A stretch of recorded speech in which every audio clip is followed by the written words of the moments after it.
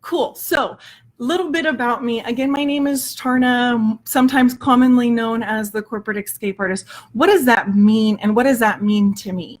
For 17 years, I followed the normal route. I got a good education. I worked really hard to figure out how to get into the corporate world, how to break that ceiling from going from employee to a supervisor, to a leader, to an executive.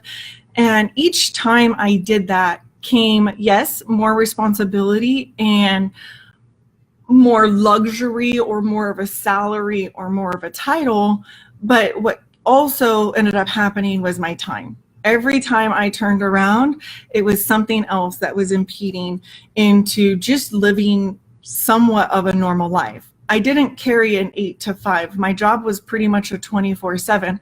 I managed about $1 billion worth of real estate throughout the state of California. And in that came a lot of people to be out there in the field for me, whether it was construction, whether it was GCs, whether it was managers facilitating the financials and the operations at the various locations, or whether it was my service technicians who would provide the care for the properties and preserve the assets.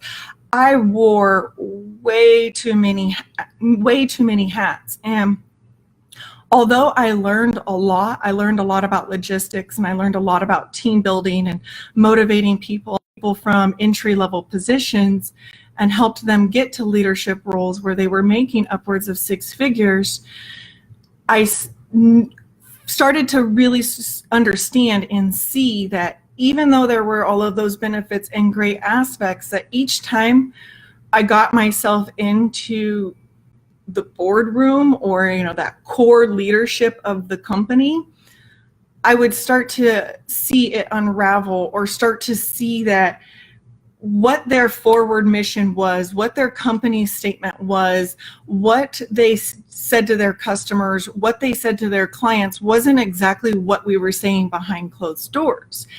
And that always burned me inside, that why can't we be 100% transparent? Why can't we be 100% ethical? And why can't we build a business based on the truest forms of integrity? And while I understand that that has a lot to do with just society as a whole, it also is like having a hole in your spaceship. And ultimately, yeah, maybe just a little bit of air is going to be going out and maybe you can survive it, but eventually that hole is going to catch wind and it's going to tear open. And that typically leads to some version of a catastrophe. That was what my life was. I was going through the motions, and as I started to see that there was no way that I was going to spend my next 20 or 30 years working in those types of environments, I knew I had to do something for myself. I am a mom. I do have a small family, and I wanted to spend more time doing family, doing life, traveling, getting to actually be emotionally available for my family, not so tense and stressed that, yes, I saw them every night, but I didn't really see them. And yes, they saw me most nights if I wasn't traveling for work, but they didn't really get to see me. There wasn't very often that we would slow down. It was, going out for yogurt and taking 20 minutes to chill without the phone in my hand. That was a win. And there were points in my career that I felt like if I worked even 24 hours a day, I would still never get caught up. And I don't think I'm alone in that. In fact, I know I'm not alone in that. And as I started this journey back in January of 2017, I began to talk to women and men across the US and around the world that were in a similar spot, And yes, I know it was a large job, and not everybody's working 50, 60, 70, 80 hours a week. But when you start to think about your hours you're working, the time away that you're taking lunch, but it's still part of the day that you're away from the home, your commute hours, and then even getting ready for work, coming home and decompressing from work. When you really quantify that, that's a significant portion of our day. And then if we're spending a good 25% of the hours that we have each day sleeping, we don't have a ton of, plentiful time to just share. And being even with that entrepreneur mindset or thinking, this is something that I'm going to explore, it scared the lights out of me. And it kept me in that spot. It kept me in that spot much longer than I wanted. It was about 2011 that I started really thinking I wanted to do something different. I was scared in so many aspects because, as any family member knows, or any person that provides for the care of others, that if there's others counting on your source of income, the thought of giving that to somebody else or making a change in that aspect it's scary. And to think that if you've worked so far to get a good education into something, and then you started to develop those skills, whether it was nursing, whether it was management or real estate, any of those things, to think that you finally climbed the ladder and you got to the top of that mountain, and then think you get there and you're like, wait a minute, this isn't the mountain I want to be on. The fear is you have to climb back down before you can climb back up. And that kept me stuck. It kept me stuck with limiting beliefs and a mindset that this is just what life was, and I needed to just toughen up. And as we all know, in those office environments and in those corporate environments, you cannot share weakness. It is not accepted. And that to me just doesn't make any sense. Like, we all go through a roller coaster of some version at some point in life. And back in the 50s and 40s and 60s, when there was more mom and pop businesses and things, if something happened in John's family, the entire company would rally around John and make sure meals were taken care of, or that they were attended to and looked after, and their job would be there and their job would be protected. But then as time's gone on and these corporations have gotten bigger and bigger and bigger, you become more and more of a number. And you become a policy follower, that if you have, X amount of hours you're going to get each year for vacation, you have X amount of hours you're going to get for sick time or PTO. You have X amount of holidays. And if life goes beyond that, maybe you could look into FMLA or something, but the stress and the pressure that goes on to even considering that and dealing with HR, and then being seen as a weak link in the organization, or feeling as though you're letting your team down because it's not as welcomed or understood as it used to be.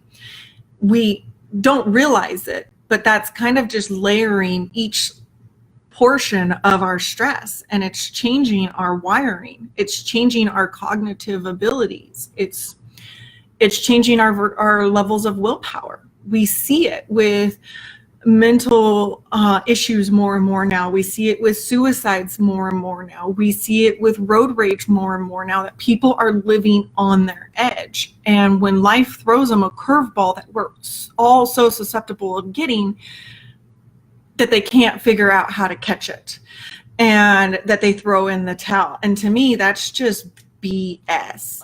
Now, so January 27, we're going to fast forward a little bit, and we're going to move back into kind of that forward momentum that my life has regained now. January of 2017, 6 months prior to that, I had finally come to terms with the fact that it didn't matter what sacrifices I was going to need to make, and it didn't matter what of my ego or my pride I was going to need to let go of. I was going to make a change. And I kept seeing normal people doing it online, and outwardly I wouldn't tell anybody that, that's attractive to me, or that seems exciting. I wasn't a Facebooker.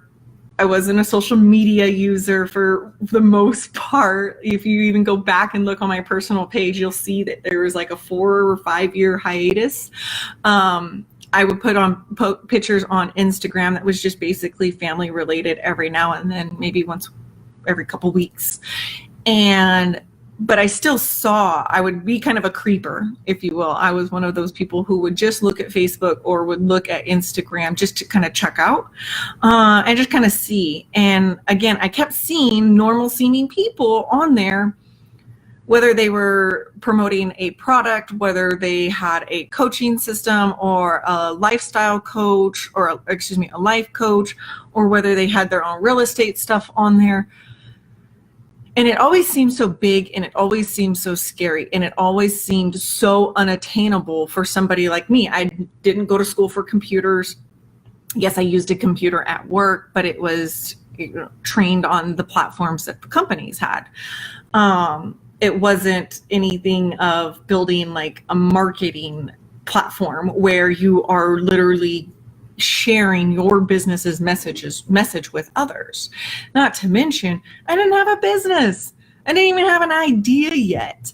So at that point, I started to think, well, maybe I'll do Amazon. And Amazon, where I would buy stuff from Alibaba, have it shipped to a fulfillment center here in the States, and I would sell that on Amazon. So I was trying to learn about how to get reviews and what happens with reviews and how that whole algorithm works. And then I finally started to reach out to different distributors there, and we had finalized on 3 products. We had been saving because I, again, was just getting closer and closer and closer to my Wix in. And just before we pulled the trigger, that Alibaba went on a 2-week vacation for Chinese New Year's. And that's when I found DGL.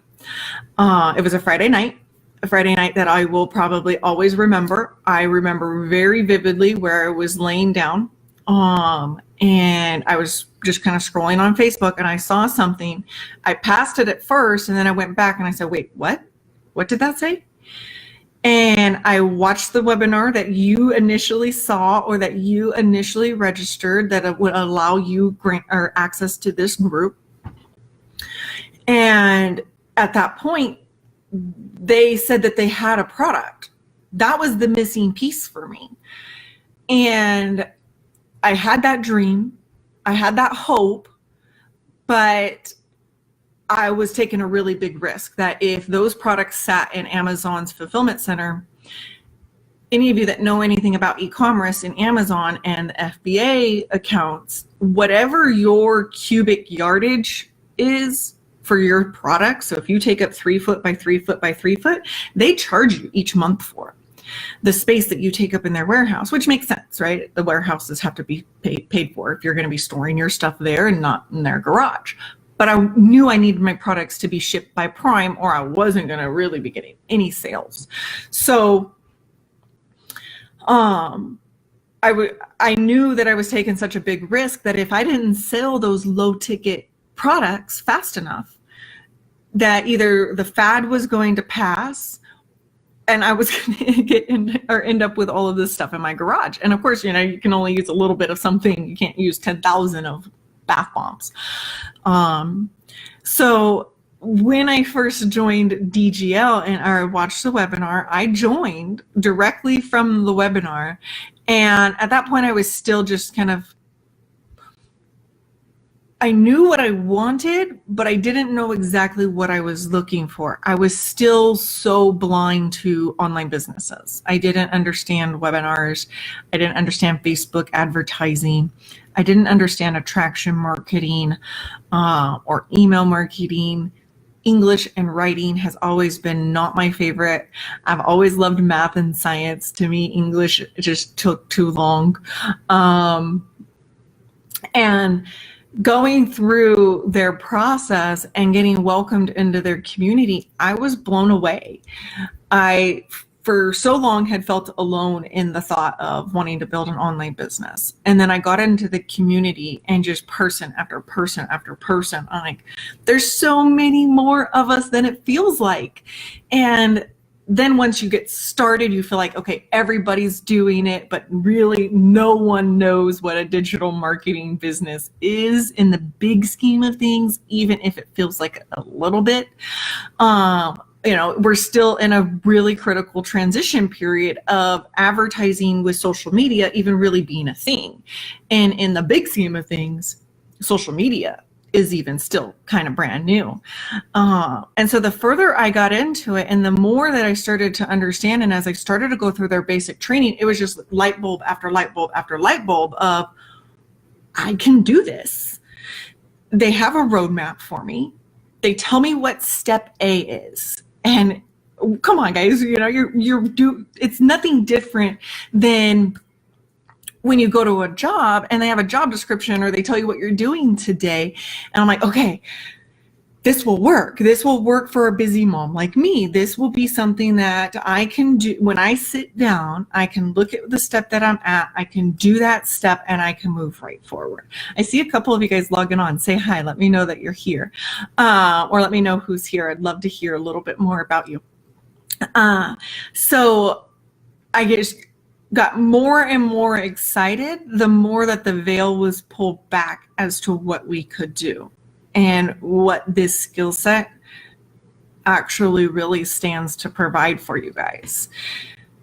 At that time, when I first joined, I was notified 5 days later that the back surgery I'd been waiting for about 5-6 years was finally approved and was going to happen February 13th of 2017.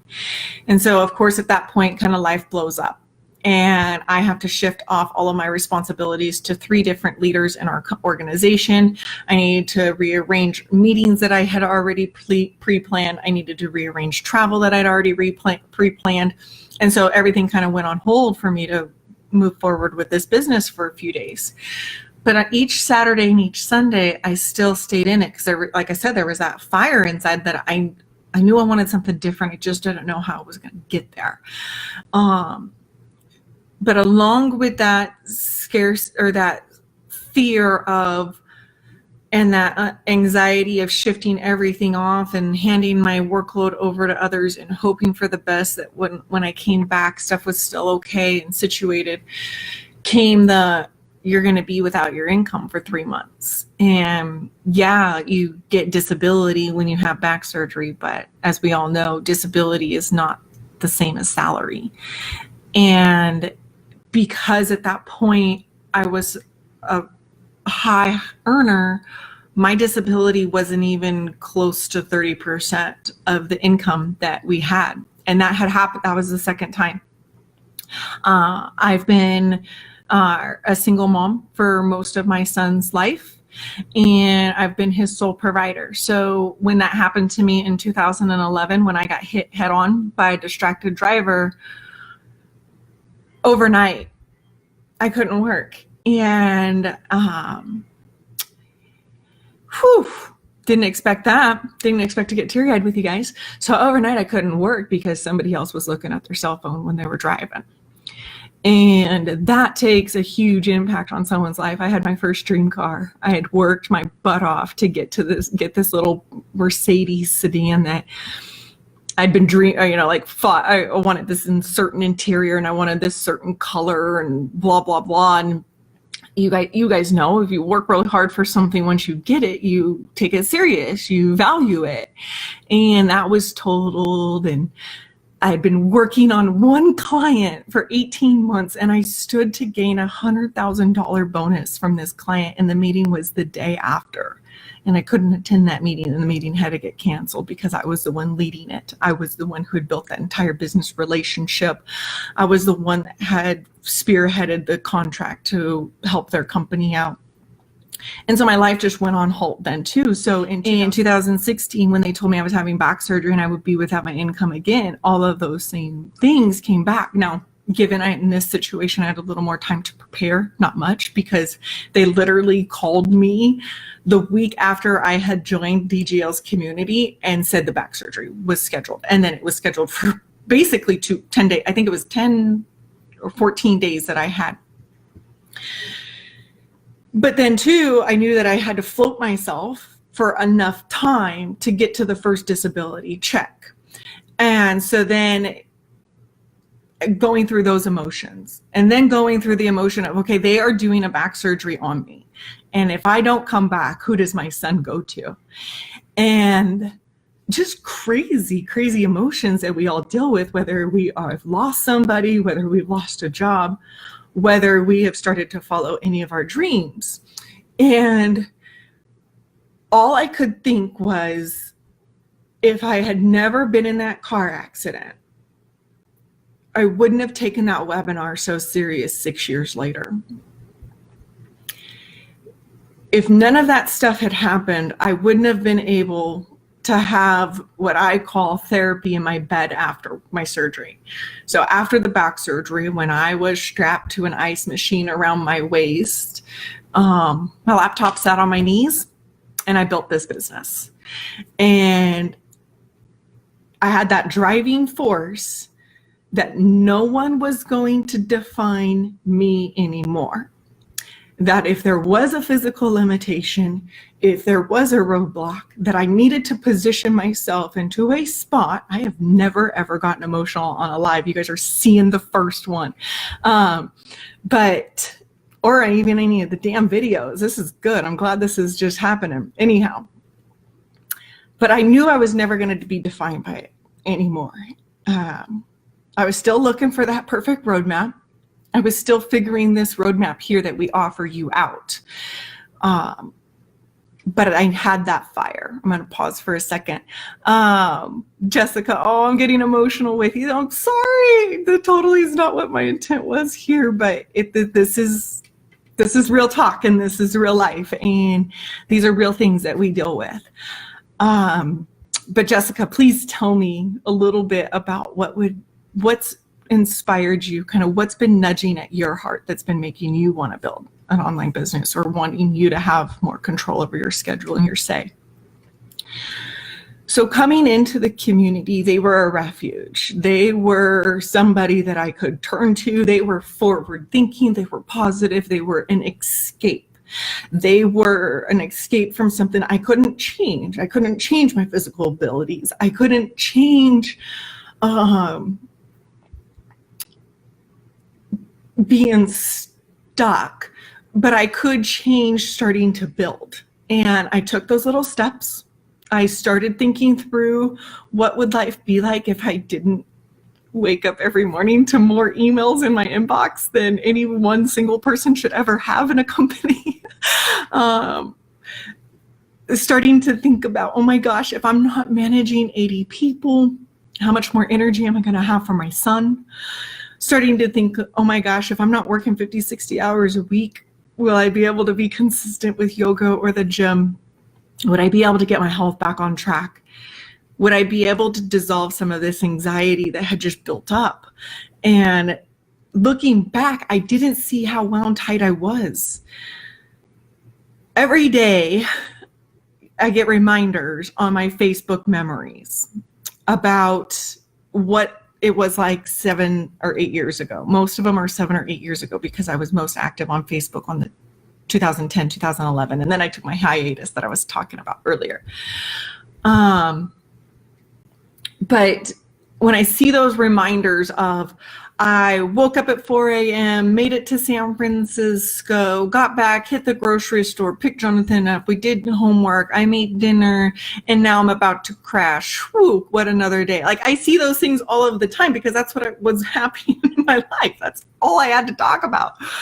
And when I see them, I just feel that instant, like, oh my gosh. I didn't realize how traumatic it was, and I didn't realize how much I had sacrificed pretty much every version of my family that was available to me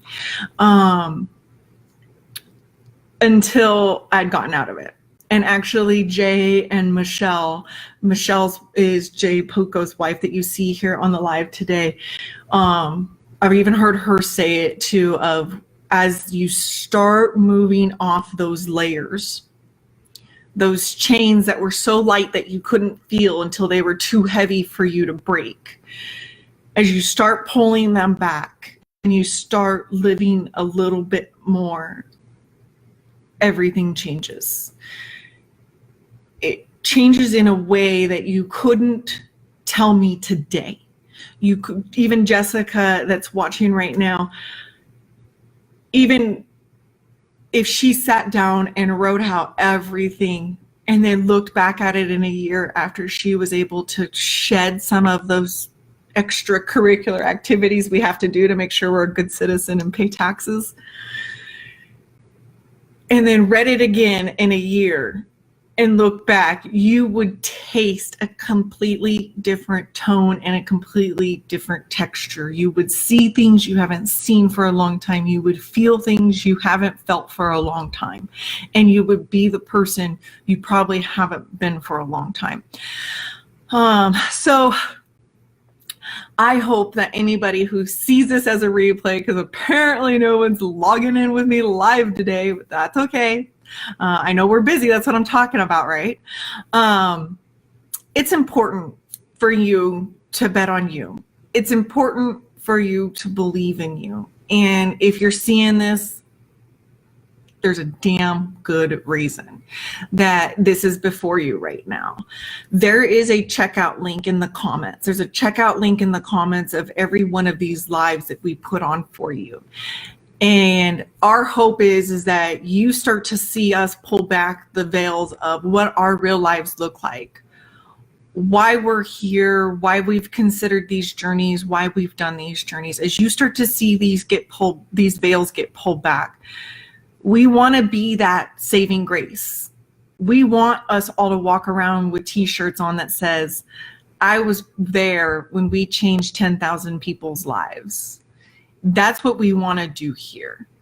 Not only do we want to do it for the families and the individuals that come in and learn with us, but we want to do it for those around the globe who don't have clean drinking water. And I'm not sure if any of my other colleagues on here have talked about how we've partnered with Never Thirst. But Never Thirst is an organization out of Alabama here in the United States that brings clean, fresh drinking water by installing water wells in third world countries. And I encourage you to go to neverthirst.org and look into that community just a little bit, and what they do and the impact that they've had on the world. They've already hit 10,000 people. Meaning, well, let me just give you a little perspective. Each well typically serves between 50 and 200 people. So for them to have already affected 10,000 lives and bringing them clean drinking water, they've done a few wells in their day. Our community has already raised enough for us to build our first well in Cambodia. We're on the project list for that now, so the permitting process is happening. And then we all just voted again, and we decided that Africa would be the next place. So that well will be double the price, which who would have known? You know, you would kind of think that putting a well in one country would be similar in price as it is in another, but that's kind of the way it goes. The thought that we get to be a part of something along those lines. Never in a million years did I think that I would be a part of something that intimately. Now, I'm not talking about just seeing a commercial and then writing a check or doing a little credit card donation or something. Like, we get to work with Never Thirst. There's going to be a group of us that go to Cambodia to help educate the village members of how to install their sand filters, and how to use it correctly and how to provide maintenance to it so that it stays in good shape. Like Chris Baden says, one of our founders here of DGL, if you're a parent and you had to give your child water, or if you couldn't give your child water, they would die. And if the water that you did have to give them could give them an illness that could also take them, think about what you would go to sleep thinking about each night. And I know that most of you, if you're seeing this on a Facebook live stream, the chances are you have clean, fresh drinking water. And I know for me, I take it for granted. I take a lot of those things for granted. So it's incredibly inspiring to me that not only do we get to be a part of that, but we get to be a part of a community that's going to pick you up when you're down. We get to be a part of a community that is going to teach you a skill set that can revolutionize aspects of your life that you couldn't even predict or forecast. And any of you parents out there, it's a skill set, or maybe you'll be parents in 10 years. It's a skill set that's not going away. If you go to Indeed.com right now and you search in just the words social media and look at how many social media manager jobs there are, social media directors, social media coordinators, social media marketers, social media strategists. I did it the other day just to see, because I've seen how much this is all picking up pace. And I was just flabbergasted at how many, even I'm here in Las Vegas now, even a ton of the casinos down on the strip have 4 or 5 jobs posted as though they are just starting to build their own social media department. And any business owner or any of you that have worked intimately enough with a business to look at their financials, advertising is typically one of the largest expenses a company sustains. And if they are doing it with the old channels, radio, an example, when we would be launching a new property, say we were launching a property by the San Francisco Giants stadium or something, we would spend a couple $100,000 on marketing campaigns, and a significant chunk of that would go to radio. And radio, you're kind of hoping that somebody will have that station on at the exact moment and be in a position to take action. Even though we would dump so much money into that, we never really got much return. Yeah, maybe we got, our name out a little bit, but nothing you could even really measure. But even, that's really small. If we were some large company that was doing TV commercials or something along those lines, think about that. Or what if you put an advertisement in a magazine? You're hoping the right person walks down the right aisle, sees the magazine, is curious enough to what's on the front cover, and then hope that they are the right person who sees your article or your ad. And with the power of social media, like, those walls have just been shattered. And so going back to the point I was making with that a minute ago, our kids are going to be doing these things. Computer programming is the #1 skill shortage right now. That and nursing, which to me it's crazy. But in this environment, we teach you, again, from the beginning all the way through to whatever it is that becomes your passion and becomes the area you want to double down in. At first, we're going to teach you the basics. We're going to give you the fundamentals, and we're going to show you kind of how to set up some of the elements. And as you digest that, and as you think through that, and as you put those things in place, and as you see what the returns are on them, you're going to be hungry for more. And we teach you more. I always say with any of my coaching students, as hungry as you stay, we will keep you fed. There is never a shortage to do when it comes to building your own business. There is never a shortage of what you can learn. So if you are a forward-thinking person, if you are a go-getter, and if your go-getting is serving your boss and your company more than it is benefiting your family's lives, and you're here listening to this looking for a change, I encourage you to bet on you this time, and don't let a damn thing hold you back. It's $99 to join our community. And not only do you get the community that I've been talking about and sharing with just what it's done in transformation of my life, but you get the skill set, and the whole operating system's taken care of for you. You don't have to worry about all that techno stuff that none of us have time to learn right now anyway. We're trying to put a business on top of an already full life, right? So we take that hard stuff out of the equation for you, and we let you focus on the front.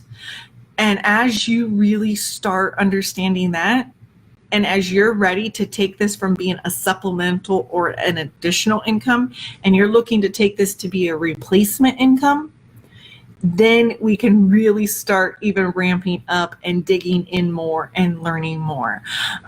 We don't just offer just a website. It's not just an operating system. It's not all that techno stuff. It's ongoing love, support, and knowledge. And to me, I wanted to be in business for myself. I didn't want to be in business by myself. I knew that if I could partner up with a group of like-minded people, we could all move forward. There were a couple notes I put together for you guys today about the 10 most reasons I hear of why people are concerned or reserved.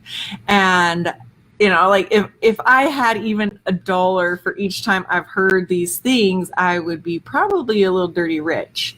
But let me know what your concern is or what holds you back. And I'm going to read these top 10 ones and see if it sparks one. So no money in the budget, no time in the day, not sure if it's what you need for what you want. Maybe you already bought another course and are trying to do that one.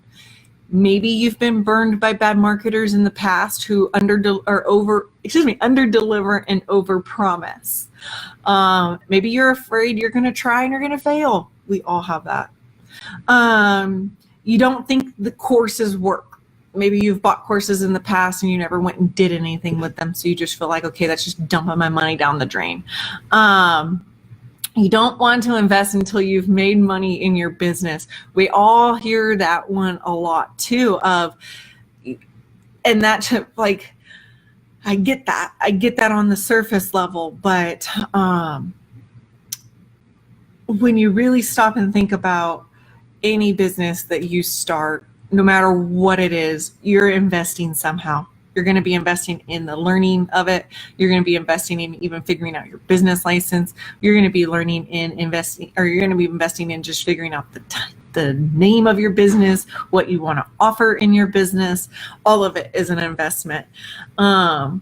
Another top reason we hear a lot is most of it already and just need one little piece. Or you don't have a business idea yet, never mind a business. And I'm not going to try and bash anyone for having any of those thoughts at all. We've all had them to some degree.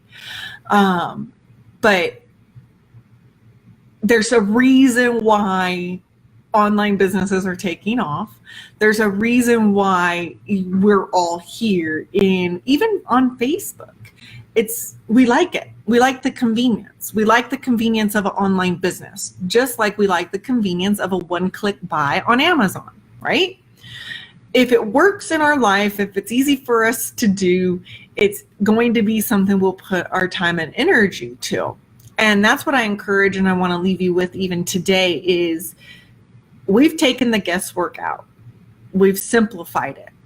We've scrubbed it down and we keep scrubbing it down to make it easier and easier and easier for you guys. So it's bite-sized chunks that you can take in the right order. It's not easy to build a business of any regard, but when we lay it out, it's simple. It takes you just doubling down and betting on yourself. And as any of you that have watched any of our lives here in Real Talk already, you've heard, I'm sure, about us talk about how we offer you a no risk guarantee. We want to build with forward-minded thinking people. We want to build with people who want to change their life all of the way. We want to offer transformations. We don't want to just be an addition to your life. We want to help transform your life. And to do that, it takes commitment.